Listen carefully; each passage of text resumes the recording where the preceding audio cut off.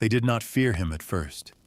He was just a boy when he stepped into the palace halls, slender, soft-featured, quiet even when he spoke. The son of a forgotten noble line, nephew of a stronger name, wrapped in silks too heavy for his frame. Rome had seen many like him before, figures with titles, but no teeth. Figures placed for show, for balance, for convenience. When he smiled, and he did smile, often it was more studied than sincere, the kind of smile that belonged not to a child, but to an actor playing one. They called him Gaius then, but soon they called him something else. Caligula, Little Boots, a name born from the camps where he toddled as a child among soldiers, where hardened men laughed and dressed him in miniature armor, never knowing what the boy would grow into. No one feared the child with the round cheeks and soldier's slippers. Not then. Not even when the old emperor died and Caligula was named princeps. In fact, they celebrated. The people poured into the streets, showered him with petals, hailed him as the one who would restore Rome's glory. He was the son of beloved Germanicus, they said, the last light of a fading lineage, a divine gift. The Senate bent the knee so quickly, some forgot they had ever stood. For a few months, it seemed they might be right. The young emperor walked among the crowds, smiled at the poor, pardoned prisoners, distributed grain from the treasury like he was emptying a purse for friends. He spoke of justice, of mercy, of music.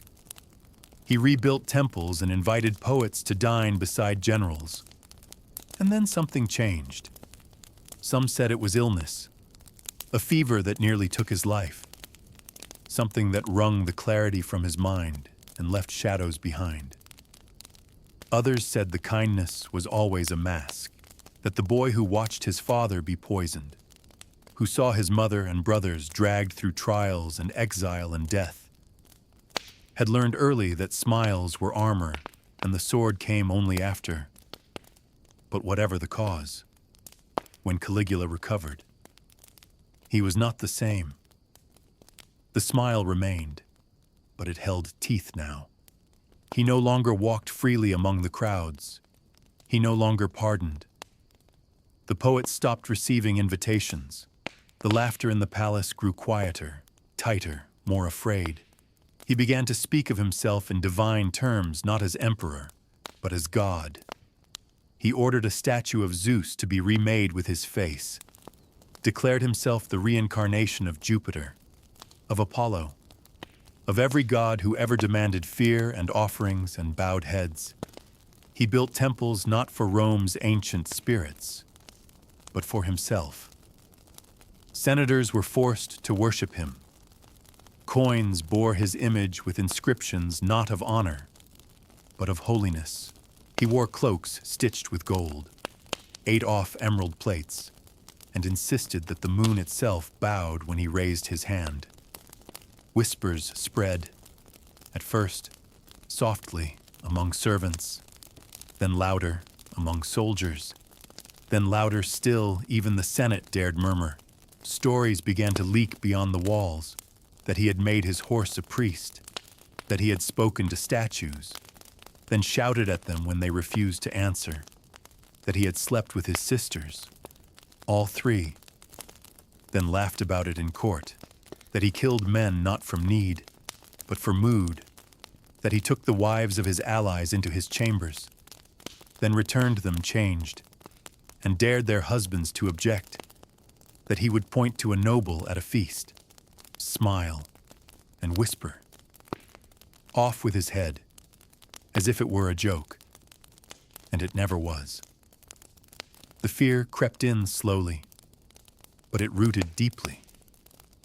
Not because he was mad. Madness alone doesn't inspire dread, but because he was unpredictable, because the man who fed you honey one day might feed you to lions the next, and call it divine whim.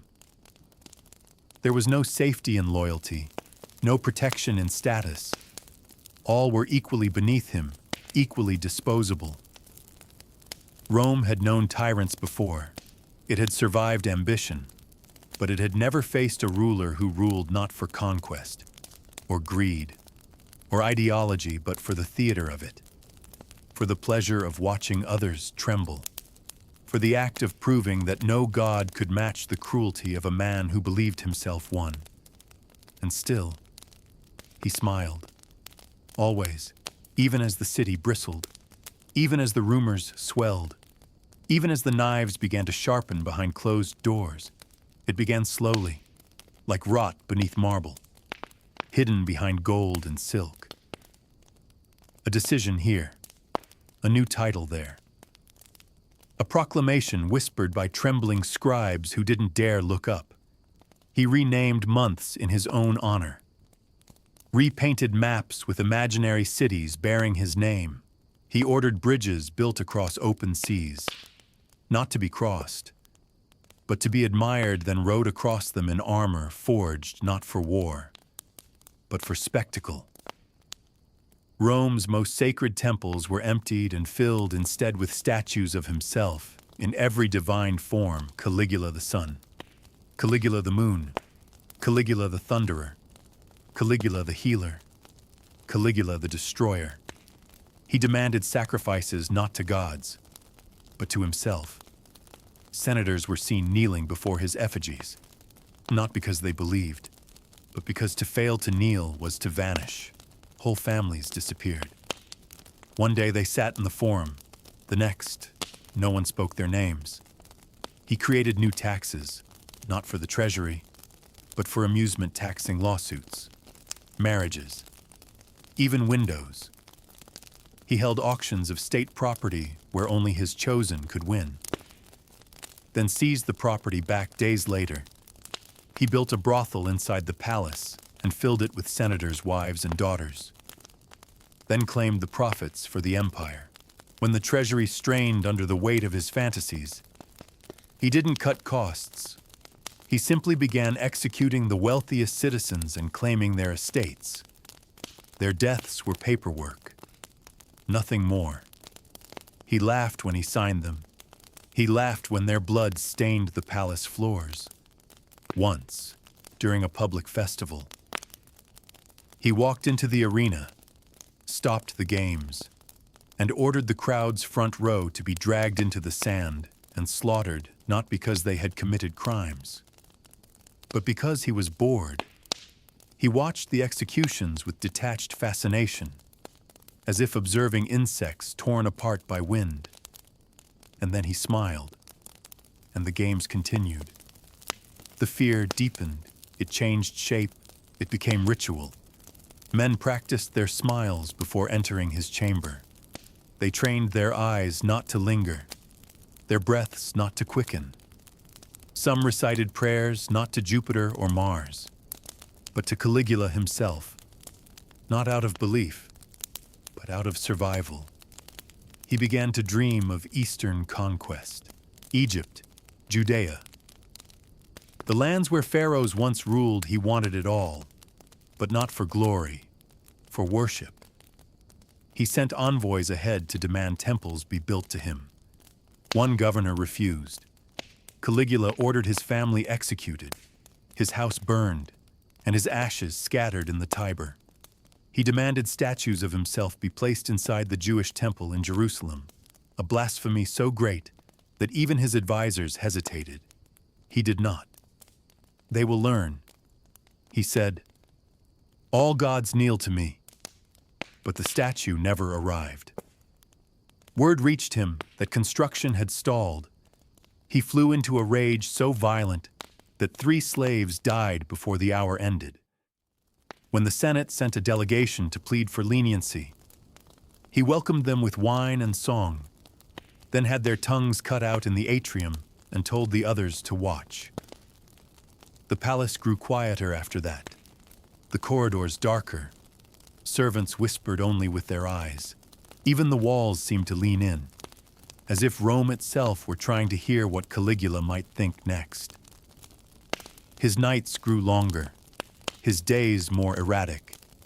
He would vanish for hours, then return draped in cloaks of moon-colored silk, declaring he had spoken with Neptune in the sea, or Apollo in a sunbeam.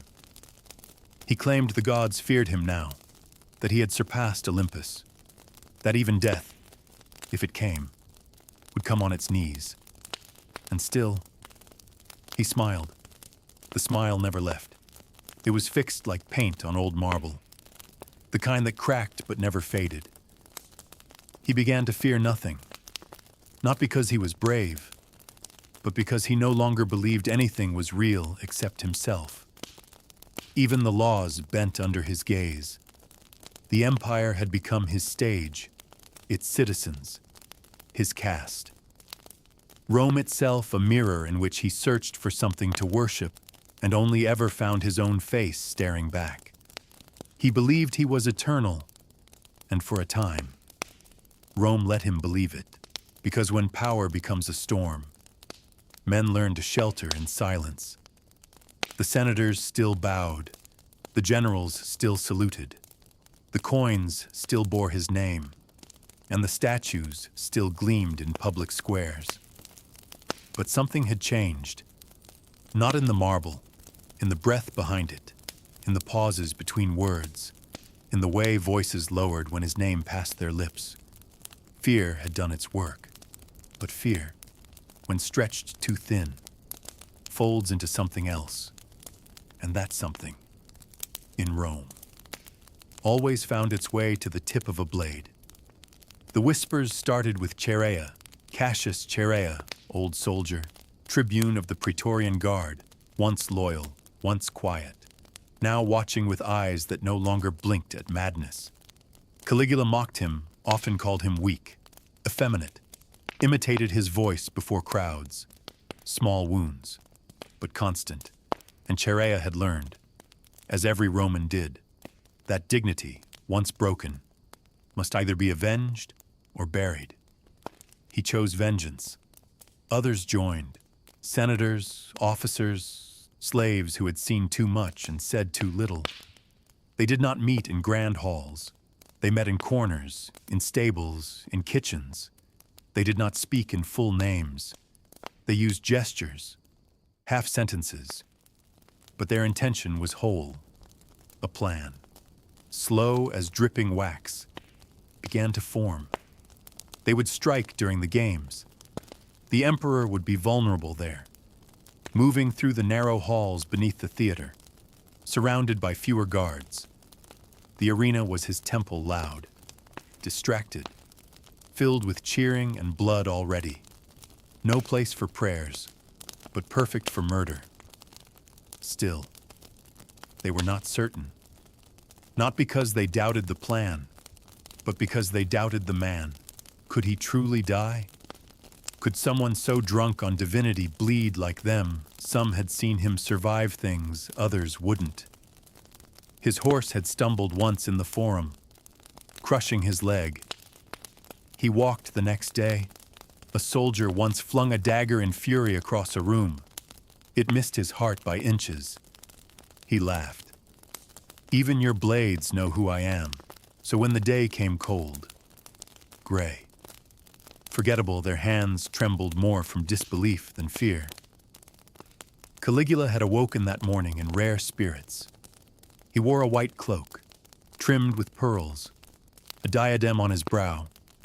He joked during breakfast, fed grapes to his sister, kissed a statue of himself, and whispered something no one heard. He walked to the games with little guard, as he often did when in a mood. He liked to be admired closely. He liked to feel the air ripple as people bowed. The conspirators waited in the underground halls. Their hearts did not race. They slowed, as if time itself had thickened. The corridor was narrow, lit by torches, smelling of sweat, damp cloth, and anticipation. Caligula entered, laughing. He had just ordered an official whipped for clapping too slowly. He was mid-sentence when Chaerea stepped forward. A message from the Senate, he said. Caligula turned, smile half-formed, about to speak. The first blade went in low, beneath the ribs. Not fatal, but deep. He staggered, eyes wide. Not with pain, but confusion, as if the world had made a mistake, as if death was something meant for others, not him, not a god. Then came the second strike, and the third. Blood spilled onto the marble. A scream echoed down the tunnel, but it was not his. The Emperor fell, on his side, then on his face. He tried to rise once. His hand slipped. The pearl-trimmed cloak turned crimson. He did not speak. No final curse, no divine fury, just breath, then less breath, then none. The conspirators stood above him, swords dripping, and silence fell heavier than the body at their feet. For a long time, no one moved. Then someone laughed softly, bitterly, like the edge of a nightmare. They did not know what they had done, not fully. They had ended a tyrant, but they had also opened the gates to something else. Not peace, not order, but the dangerous taste of revolt. For Rome, blood once spilled was never easily washed away. Above them. The games continued. The crowd cheered as a gladiator fell. No one knew their emperor had already done the same, not on sand, but on cold stone, with no audience, no trumpet, no gods to carry him away. The body lay where it had fallen for longer than anyone expected. No one wanted to touch it. The blood pooled and cooled against the marble, darkening the hem of his cloak, soaking into the sandals he had once claimed were stitched by Venus herself. The assassins stood over him, not like victors, but like men waking from a fever, unsure whether they had ended a nightmare or stepped into a deeper one. Outside the theater, the city went on. The crowd roared for chariots, for blood, for sport. They did not know their emperor lay dead in a tunnel beneath their feet. For a few hours, Rome belonged to no one. The guards hesitated. The Senate held its breath. The palace servants passed word in whispers, afraid even now that his ghost might hear. Some refused to believe it. Others refused to say his name. The fear had not yet died with him. It lingered heavy, invisible, clinging to doorframes and empty thrones. When word finally reached the Praetorian camp, the reaction was not what the conspirators expected. There was no cheer, no rush to seize power. The guards, many of whom had sworn their lives to the emperor, were stunned, then furious, then afraid. Because the question that mattered now was not who had died, but who would rise in his place. A dead god leaves a throne, but not a peace, in the alleys and atriums of Rome. People stepped lightly. Men who once laughed at his proclamations now lowered their voices even in his absence. His statues still stood, faces expressionless, his name still carved in stone, his edicts still fresh on scrolls. The city did not rejoice. It waited.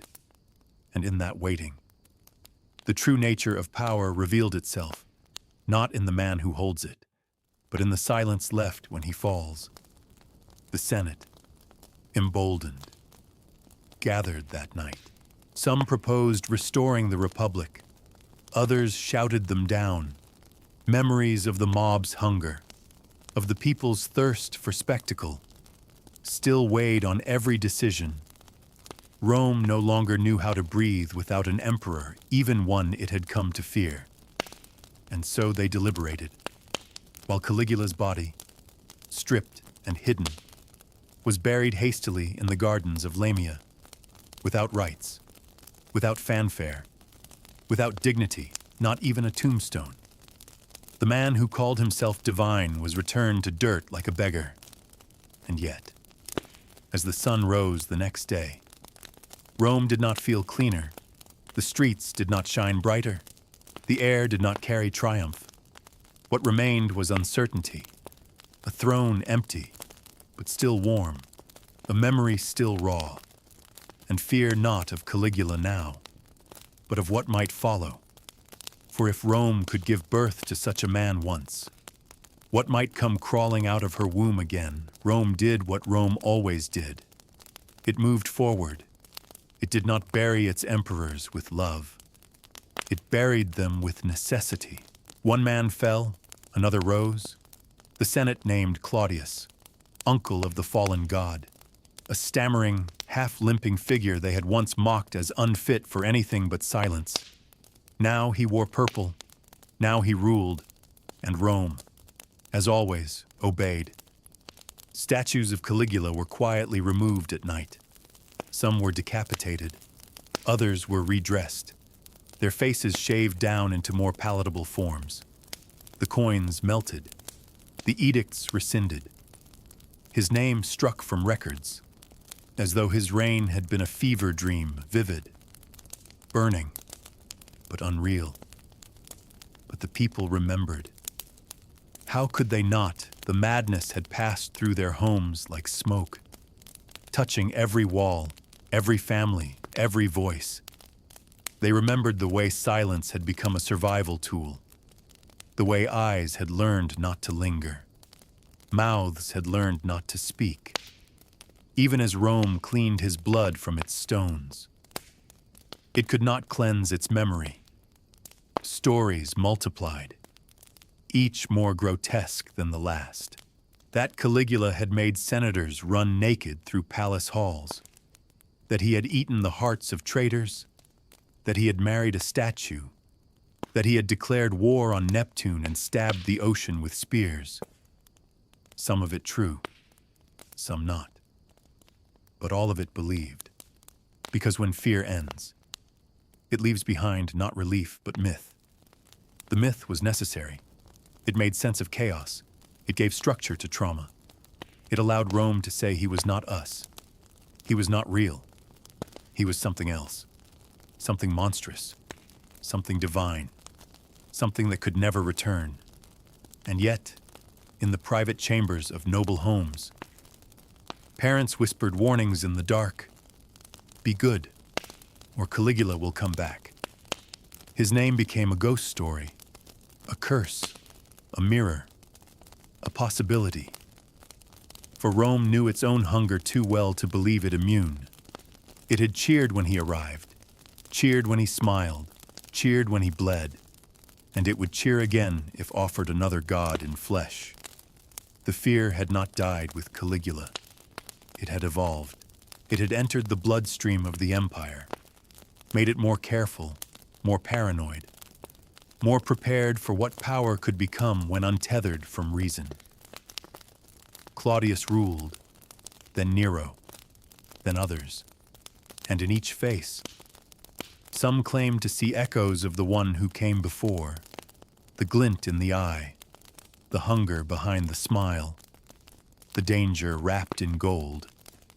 But none would match him fully, not in terror, not in spectacle, not in the way he had made the entire empire hold its breath for 4 long years. Caligula had not simply ruled. He had unmade the very idea of safety, and in doing so, had carved a space in Rome's memory that no coin, no temple, no victory ever truly replaced. Time moved on, as it always did. The marble steps where he once stood cracked. The villas where his name was once sung collapsed into vine-covered ruins. His gardens grew wild, untended, then vanished beneath layers of dust and ash and centuries. The empire he ruled changed hands, then changed shape, then fell altogether. Rome, that eternal mistress of ambition, forgot many things, but never him, not completely. Because some figures do not stay in history books. They seep into the stones, into the language, into the dreams of empires yet unborn. Caligula became more than a man, more than a tyrant. He became a warning carved into time, The kind passed down not as lesson, but as legend. In the cloisters of medieval monks, he was a whisper of judgment. In the scripts of Renaissance thinkers, a study in absolute power. In the speeches of modern men, a name invoked when empires began to forget the weight of their own crowns. And yet, beneath all the myths, the laughter, the horror, the grandeur, a simpler truth remained. He had been just a boy once, a boy in soldier's boots, chasing shadows between tents, staring up at men who fought and died and shouted about glory. A boy who watched his family torn apart by poison, exile, betrayal. A boy who learned far too early. That survival required masks. That love was a currency too dangerous to hold. That power, once grasped, had to be wielded with fire or not at all, and maybe in the end. That was his tragedy. Not that he ruled as a god, but that he never believed being human was enough. That he mistook fear for worship, and silence for love, and blood for permanence. The empire tried to forget, but history is a poor grave. It remembers the wrong things, the gleam of the blade, the echo of laughter in the dark, the shadow of a crown worn too tightly, too young, for too long. And so when night falls over ancient stones, and the wind stirs in crumbling forums, some say you can still hear it, not a scream, not a command, but a whisper, the kind that slips between ages, that asks, not with threat, but with sorrow, did you fear me, or did you see yourself and roam? Even in silence, answers